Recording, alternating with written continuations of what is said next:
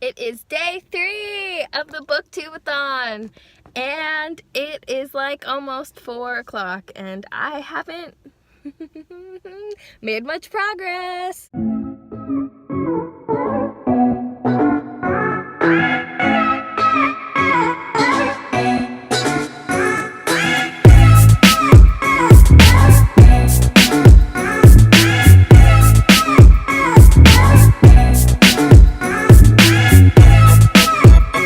I did get to read some of Dumplin this morning, and I'm excited about it. I feel like I'll get through hopefully all of it tonight, but at least a good chunk of it.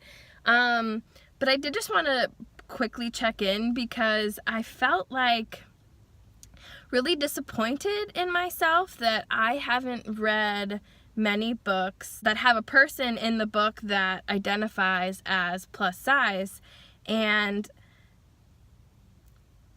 I feel like I constantly get caught in this dilemma of wanting to be more intentional about my reading, like about reading more diverse books that touch on different diverse topics such as race or ethnicity or ableism or, like the list goes on.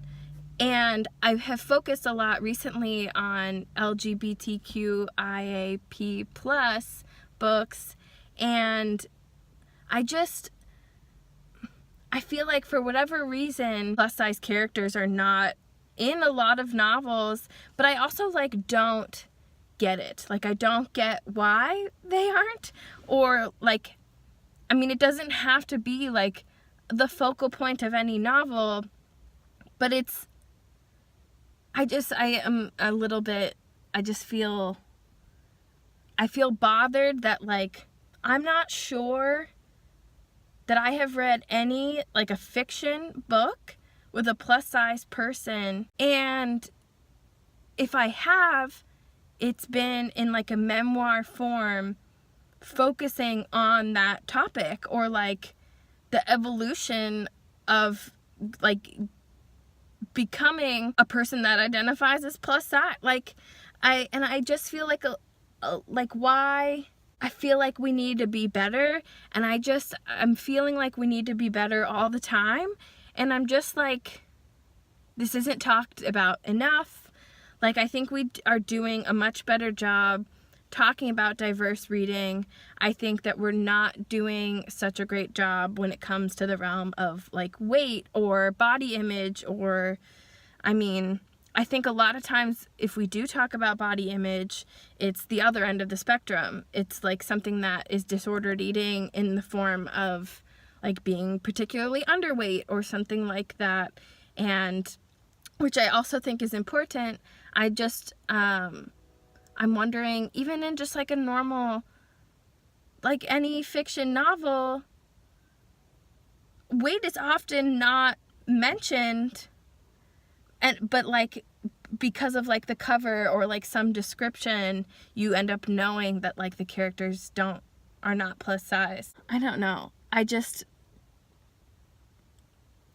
from the outset of Dumplin, this is something that's very in your face, and the topic of identity is immediate, and that is definitely something I'm always looking for in a book, because it's something that I incorporate into the therapy work that I do all the time. But sorry, this is a little bit stream of consciousness. I'm just a little bit upset that that experience, that identity is so underrepresented, not just in the book community, but films. The list really does go on. But it's a little bit heartbreaking, and it's a little bit, it's challenging. I follow Julie Murphy, the author of this book, on Instagram, and she covers this topic a great deal, which I really appreciate, particularly in the realm of the clothing industry. I feel something that has this is so stream of consciousness, and I'm so sorry, but this is the best platform and place for me to process this. This is my vlog, and it's the day, this is what's on my head right now, so I'm so sorry. But like the quality of clothing for a plus size person is just so, the train is just lit right now, I'm so sorry. The quality of clothing for a plus size person is just, it's garbage. It's like disposable fashion. It's not great. And Julie Murphy has talked a great deal about like how plus size people also want clothes like the quality of Madewell and things like that. And I think about that often as a person that appreciates that I shop at Madewell. Like, but then I like hate that I shop at Madewell because it only meets a certain size criteria. I think they're trying to like broaden the spectrum of sizes that they offer and things like that. But I just, it's still so in the minimal range that like it's bothersome to me. And I'm reading this book and I'm just thinking like why does this feel like the only book, like fiction book I've read like this? And I have to admit that I have not been intentional about like seeking that out. And I think that even if I was, that it would be pretty few and far between. Again, this has only come on my radar so recently, and I don't know why. Like, it's not at all outside of like my experience or anything. I'm more so, I just haven't thought about it as much, and that's really unfortunate, I think. And I'd like to do better. So, end of rant. I could go on all day, honestly. I love watching rants on YouTube, so hit me up if you're looking for a rant. I can do that. Oh, also, in the spirit of now combining booktube-a-thon with my pins, my friend Stephanie, Rue Reads on Instagram, sent me this one in a book swap that we did, and everyone always makes a comment about it at work. They think it's pretty funny. Look at that. Oh my gosh, right on the light. That is a shot. Am I a booktuber? Probably not. Probably can't even hear me. Probably because the sound quality is garbage. That's okay.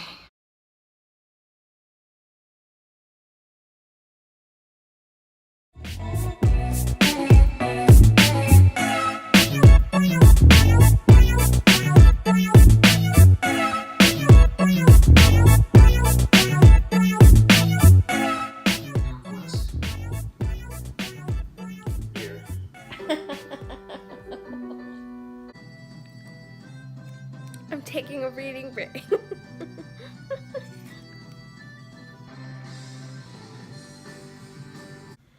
I have to admit, I am so distracted. I have been waiting a really long time for Shane Dawson to come out with these new YouTube videos, and he released the first one today, and so that took like 45 minutes to watch, and now I just want to, you like fall in a YouTube spiral once you start, and I'm just not making enough progress to finish this book today, and I'm really trying. I really am, sort of. And I like it too. So it's not the book's fault. It's my attention's fault. I mean, I'll read more. I'll read more. Don't worry. Don't worry. Maybe. I need to shower and stuff too. Why is adult life so hard?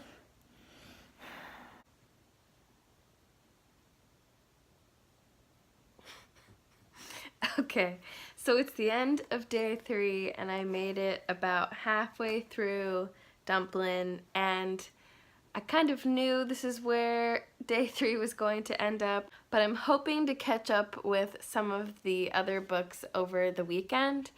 I am able to read a lot in between like work, like in the morning and after work and things like that, but sometimes it's just not enough time or I'm just not feeling it, and that was one of those days today.